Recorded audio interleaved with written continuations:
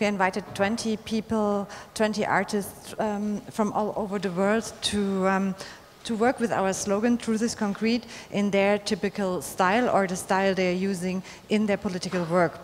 So what you can see is black and white sketches, and I think this is like really one of the typical and recognizable things of the work of Marina Napushkina. She's using for newspapers, she's using it in a lot of publications. She spreads around also coloring books for children where she illustrates political actions or police actions on demonstrations.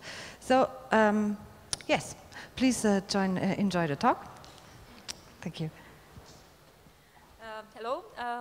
I just wanted to say a few words of my background, because I think it's still important, as we are here from, which is very great, from different background, not only artists. I grew up in Minsk, and I was also educated there. So I educated from the art school there, and so I got somehow a very traditional education in art. That means that we are trained how to paint, how to draw, but it's this skill, so we just learned how to do it, not how to paint, but not what about we paint. And then after it, I went to study abroad, and some people ask me, okay, you left at that time the country, not of political reasons, but I think what could be more political is your country if you don't have opportunity to study, or actually to find the work inside the country. Every fifth citizen in Belarus is working abroad, living abroad. I'm going to talk first about the Office for Anti-Propaganda. It's an artificial organization which I founded at year 2007. And the main idea was to focus on political propaganda, to investigate how it is working. And Belarus is a country placed between two political formations, between Russian Federation and European Union. So this good projection of its economical and political models and ideologies. At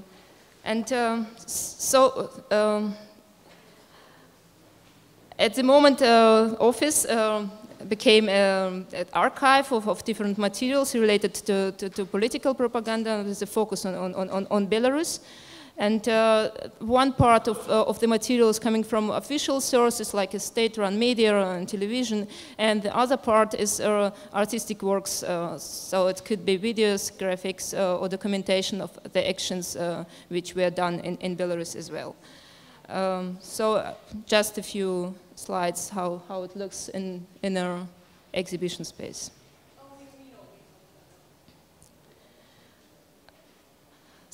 But almost 2 years ago, the political situation in Belarus changed again, as far as could be changed.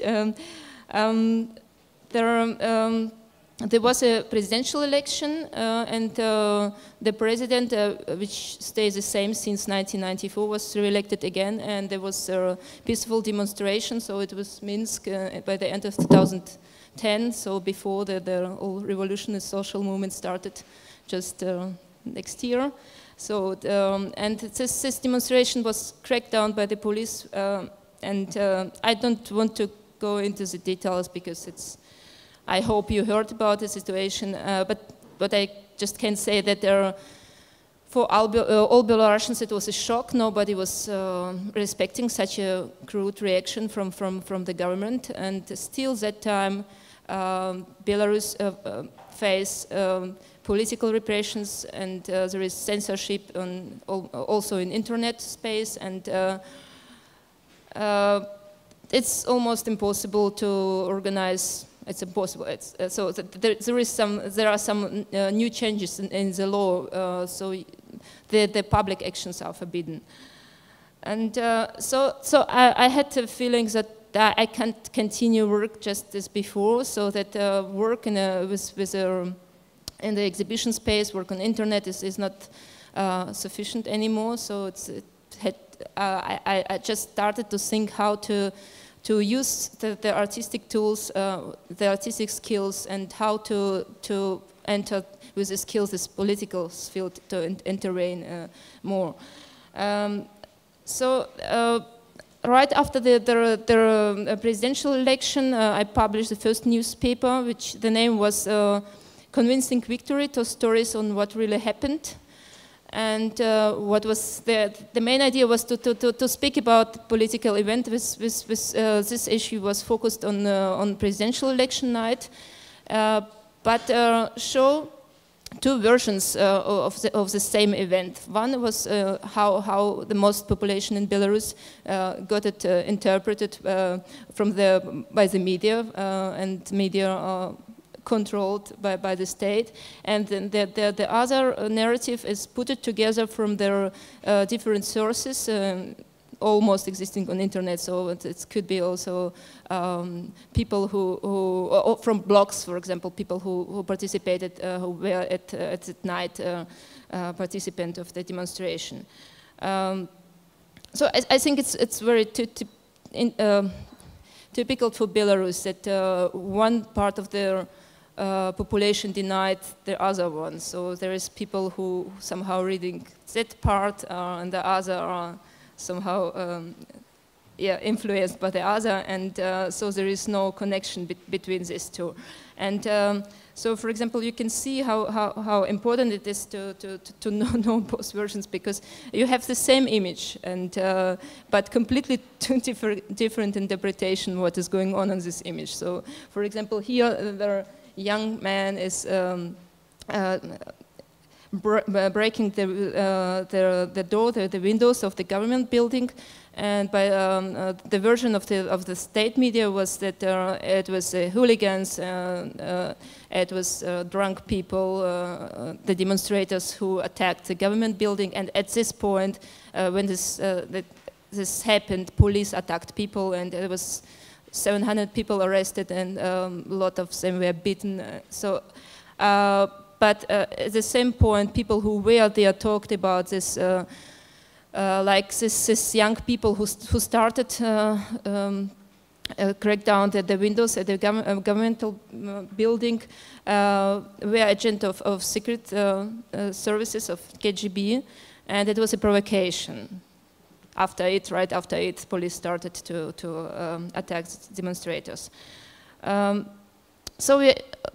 Also, Belarusian artists created a web page, Anti-Brainwash.net, and the idea was to ask artists, activists to design posters, flyers, put it on internet, and from this page they were downloaded by the activists inside the country and distributed, and that worked very good, so that the project is still continuing. So it's just examples of the posters. This was also a part of one political campaign against their police violence against women in Belarus, and I worked together with the NGO Nash Dom. It's an NGO based in Vitebsk, not in Minsk, but working in almost all Belarusian cities. And they started almost a year ago a campaign again, Beware Police. And we are looking for their cases where women were suppressed by the police. So there are a lot of them during the last week. We just took last 7-8 years. And I put it like in a form like a coloring book for children. And but there are the text, all images are with a text, and the text is actually statements by the victims, so they're describing what happened to them. And police reacted immediately because this book was distributed to the policemen, to their families. And at the moment, the activists of the organization are accused of propaganda of violence. So we don't know how it will end at the moment. So if there will be trial and what have we expect from this. And more about actions. So if I talk about Belarus, and also abroad, for example, also in the countries like Germany or Austria, it's very important for me to speak about responsibility of the European society, of European, West European politicians towards Belarus, because actually that the thing is that the, the price of stability here is often a dictatorship in several countries, including Belarus. So we have almost 20 years this system, and it's very a big question why it's not possible to do something with this in the level of world policy. So what was done in Berlin, we decided to put a bench in front of Belarusian embassy. It is in Treptower Park, who is familiar with Berlin, is a famous place in Germany. And it's a bench that we put the names of political prisoners, because since 2010 we have at the moment 16 political prisoners. Some of them are more than 2 years there in the prison, and some of them even more. And so we installed it, I think 5 months ago, but we started the project last summer. And what was interesting that I waited for the permission to do it, to install the bench, almost 7 months. So it's also an interesting question how, if Germany is talking always about their human rights in Belarus, about the situations, their last dictatorship and so on, but if you, and the level of real events, there is nothing. So even this initiative was took so long time to make it, and so this is how it looks like. I think it was good thing because the information about the bench was posted in many Russian-speaking countries, in Russia, in Ukraine, and also in Kazakhstan, and somehow people might know that there is such a situation in Belarus, and maybe some people are arrested, but just to give the names to these people who are in prison, and to speak about it with in this form. So I think it was better because it was a media reaction to this problem. This is related to Vienna. Again, there's a topic of international policy. I was in Vienna this summer, and we, at one moment, on Belarusian independent news, there appeared the information that the head of election committee from Belarus, Lydia Yermoshina, will arrive to Vienna to participate in one international meeting. And what's the case is that she's head of election committee since 1996, so no election was free from this time. And there was a sanction against her. She's blacklisted. She's actually not allowed to come to the European Union countries. But somehow she got a visa, and it was also very interesting to put pressure or to try to find out who invited her. And I think it's due to the Austrian media, we found out the information how it came. And so we decided to make an action, and the thing was that it was very short time before, and we were very few people, and I thought how it would be not so impressive if we stayed there just 4 or 3 people. I decided to make big posters and to make the street exhibition, and it worked good because we spoke with the people passing by, but we installed this exhibition just in front of the entry to this meeting. So all these people who participated in the action, including their Lydia Yarmoshina herself, talked to us after, saw the exhibition, and a lot of them spoke to us. But yeah, to let you feel so good about your democracy in your country. Just before we organized as I told, this meeting, this action in a few days, and I sent I filled these papers and sent to the police that we will do this action, and I was immediately called back by the Austrian police, and they told me, they asked me from where I come, and I told Belarus, and it was, as always, so brave, because not a lot of people knows where the country is, and I already was prepared what comes after. So she told, okay, you are not allowed to make the action. You are not a citizen of Austria, and Belarus is also not a part of European Union, so you can't. And the second thing is that even in this case, there is a possibility that you are in the place somehow responsible for this action, so you can ask somebody to register it, but at the place you are there. So, for example, in Germany it's possible, but in Austria, even in this case, so I can't. So I'm somehow under foreigners, so what about the basic rights, you know? So just a few weeks after I put it, this paragraph 8, this is this article where it is told that foreigners are not allowed to organize action and be responsible for the place, and took these posters through this Vienna, and I ended up by their parliament building, which is also very nice. So the city is crowded, but at parliament building nobody is here. So you can see the place where the political decisions are made. Actually, is not there is no people there somehow attracted to go shopping. So I showed just the posters to the camera, and so another thing what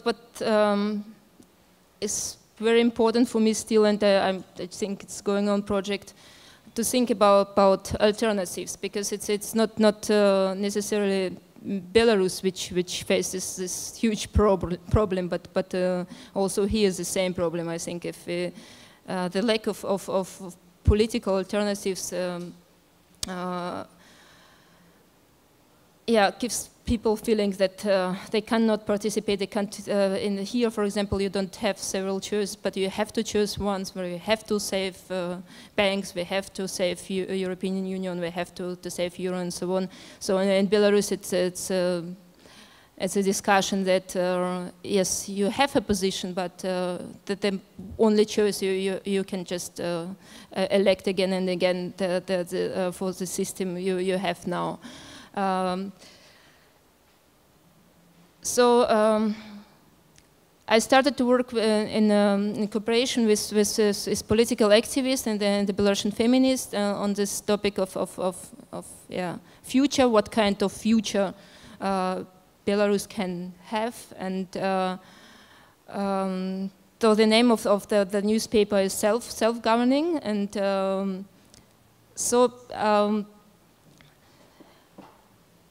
this is just how we distributed it. It was also, again, made with a cooperation with the activists of Nasz Dom, and we distributed, each issue was about 70,000 copies, so this was distributed to the mailboxes in different Belarusian cities. So this is second edition, how it was distributed. And just to give some example what is inside. So it's not a strict political program, but it's just drawing ideas. Some of them are very utopian, some of them are practical. I think I just take for the first one of the first pages, maybe to come back, takes the slogan of Belarusian government that Belarus is social state, a state for the people. It's a main slogan which the president somehow keeps, and that this argumentation why the system is good. And at the same point, my idea was to show people that the Belarus is for a very long time not a social state anymore. It's still important, I think, to speak in Belarus about the changes and why we should change it, but because the system is always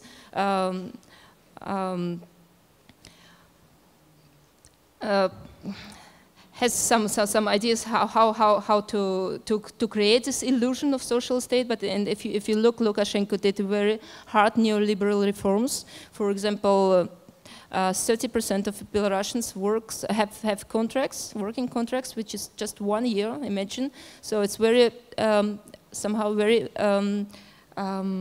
simple to keep people brave, you know. If you are politically active, you are losing your job at the factory immediately because it's 1 year contract. It's very easy to do. So just on the first page with the Christmas tree, because we distributed the newspaper just before their Christmas, I put some numbers or some things what is just against this idea that it's social state, yeah, to show that the results is actually this social state is not existing.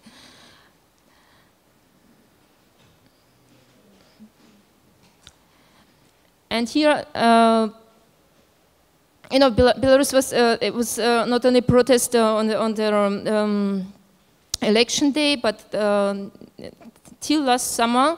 The protest actions took place, and for example, last summer, people just went out to the streets and without any political demands, because it was also protest organized through their media networks, and there was no political demands. But I think it's very important to formulate actually what we are standing for, what the political demands could be done. And I did it also in cooperation with different NGOs. So it's still not easy to work as an NGO there. So it's restrictions. You cannot register the NGOs, but a lot of them are working on different social and political issues. So I just took it together and show what the points could be. Here, Artel is another word for cooperative, actually, just to show that we can do something maybe even inside this system, how to make groups of people, how they can work together and organize alternative economy. And the other one is, I think, one, but somehow very special for Belarus, because this is the Soviet time. Belarus was one of their producers of the potatoes, and so the potatoes were exported to several Soviet states. But at the moment, Belarus even can't cover its own needs. But some people continue to grow potatoes at their dachas. Dachas is a small place outside in the countryside, so we have a special know-how why to don't professionalize it. And when we started to work on it, so I was told, okay, let's speak about alternative, but let's speak about economy, about policy, and gender topics are not so important in the moment, but it's very funny how we can just change the world just for half of population. So we started to think about how to show the problems or gender inequality in Belarus. So that the second issue of self-governing is dedicated to the women's rights, to the just to talk about what is the system at the moment, what is the place in the society of women in Belarus, and what could be changed, and so how women can be active, how I can use the social and political rights which are somehow taken away from them. And it's not only a topic which is important during under this government what we have now, but even in the democratic opposition. It's a big question that women somehow participating during the whole process, and as soon as it came to the political changes, they are treated to enter background. So that's it.